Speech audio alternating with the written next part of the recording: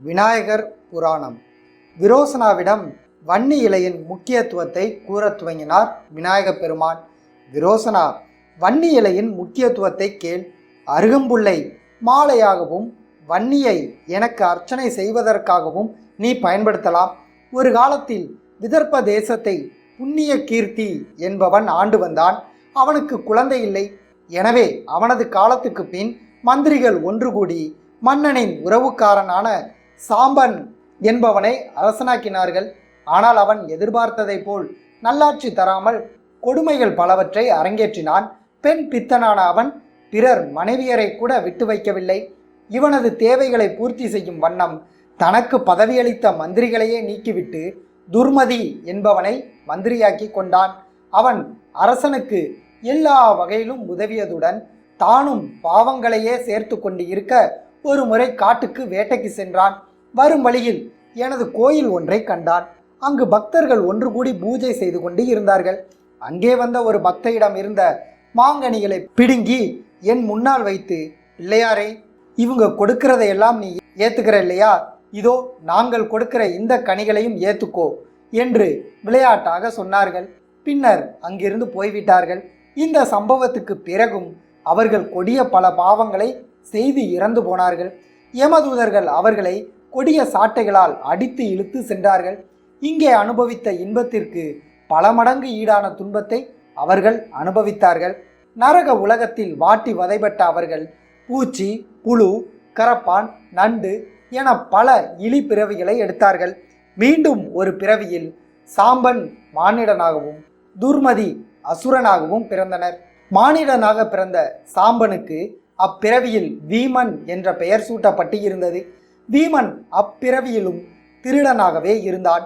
ஒரு முறை பல பிராமணர்கள் யாகம் முடித்துவிட்டு அதற்குரிய தட்சணையாக தங்கம், பசுக்கள் முதலியவற்றை பெற்று ஊர் திரும்பிக் கொண்டு இருந்தார்கள். கொள்ளையனான வீமன் அவர்களை வழிமறித்தான். தங்கத்தையும் பசுக்களையும் தன்னிடம் தந்துவிடும்படி மிரட்டினான்.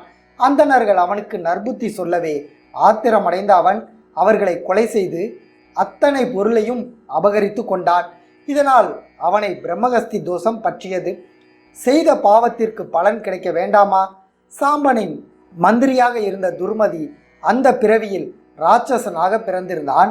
அவன் பசுக்களையும் பெரும் செல்வத்தையும் திருடி கொண்டு வந்த வீமன் முன்னால் வந்து நின்றான். பசுக்களை பிடித்து தின்றான். வீமனையும் விழுங்க எண்ணம் கொண்டு அவனை பிடிக்க கையை நீட்டவும் வீமன் அலறி அடித்து ஓடினான். அசுரனும் விடவில்லை. வீமன் பயந்து போய் ஒரு மரத்தில் ஏறினான். அப்பொழுது அதில் இருந்த இலைகள் உதிர்ந்தன. அந்த மரத்தின் கீழே யாரோ சிலர் எனது சிலையை பிரதிஷ்டை செய்து இருந்தனர். அந்த சிலையின் மீது அந்த இலைகள் உதிர்ந்தன. அசுரன் மரத்தருகே வந்து வீமனை கீழே விழ செய்வதற்காக மரத்தை உலுக்கினான். அப்பொழுதும் என் சிலை மீது இலைகள் உதிர்ந்தன. ஒரு வழியாக அசுரன் வீமனை பிடிக்க வீமன் பலம் கொண்ட மட்டும் அவனை தாக்கி சண்டை போட்டான். ஒரு கட்டத்தில் அசுரனை ஒரு பாதாளத்து அருகே சமயோகிதமாக வர செய்த வீமன் அவனை உள்ளே விழும்படி செய்து விட்டான். அவன் உள்ளே விழுந்ததும் மகிழ்ச்சியில் கரகோஷம் எழுப்பிய அவன் நின்ற பாறையில் திடீரென கால் வழுக்கவே அவனும் அதே பாதாளத்தில் விழுந்து இறந்தான். இவர்கள் இருவரும் மீண்டும் யமலோகம் கொண்டு செல்லப்பட்டனர். இவர்களுக்கு மீண்டும் கொடிய தண்டனை கிடைத்தது. இருப்பினும் அந்த பிறவியில் இவர்கள் தங்களை அறியாமலேயே என்னை வன்னியிலை கொண்டு அர்ச்சித்த பலன் கிடைத்தது. தண்டனை காலம் முடிந்ததும் புண்ணியத்தை அனுபவிக்கும் பாக்கிய காலம் வரவே அவர்கள் தங்க விமானம் ஒன்றில் ஏற்றப்பட்டு எனது லோகத்தை வந்தடைந்தனர். பாவிகளுக்கும் கூட மங்களத்தை அருளும் சக்தி வன்னி இலைக்கு உண்டு என்றார் விரோசனை. இந்த சம்பவம் கேட்டு உள்ளம் மகிழ்ந்து அங்கு நின்ற விநாயகருக்கு அர்ச்சனை செய்து கணவருடன் ஆனந்த லோகம் அடைந்தாள். விநாயக பெருமானை சதுர்த்தி நாளில் அவதரித்ததாக நாம் கொண்டாடி மகிழ்கிறோம். இந்த நாளில் சந்திர தரிசனம் கூடாது. ஏனென்றால் யாராவது ஒருவர் இக்கட்டான நிலையில் சிக்கிக்கொண்டால் அவரை ஏளனம் செய்யக்கூடாது என்பது நியதி. பிரம்மதேவன் இப்படி ஒரு இக்கட்டில் சிக்கிக்கொண்டான். நாரதர் உலகும் சஞ்சரிப்பவர். தினமும் சிவலோகம் வந்து ஒரு மாங்கனியை காணிக்கையாக வைத்து இசைபாடி சிவசக்தியை பரவசப்படுத்துவார். ஒரு நாள் காணிக்கையாக கொடுத்த மாங்கனியை யாருக்கு கொடுப்பது என பிரம்மனிடம் கேட்டார். வழக்கமாக அப்பழம் விநாயகருக்கே கிடைக்கும். இப்பொழுது முருகனுக்கு அப்பழத்தை கொடுக்கலாமே என பிரம்மா கூற கணபதிக்கு கோபம் வந்துவிட்டது.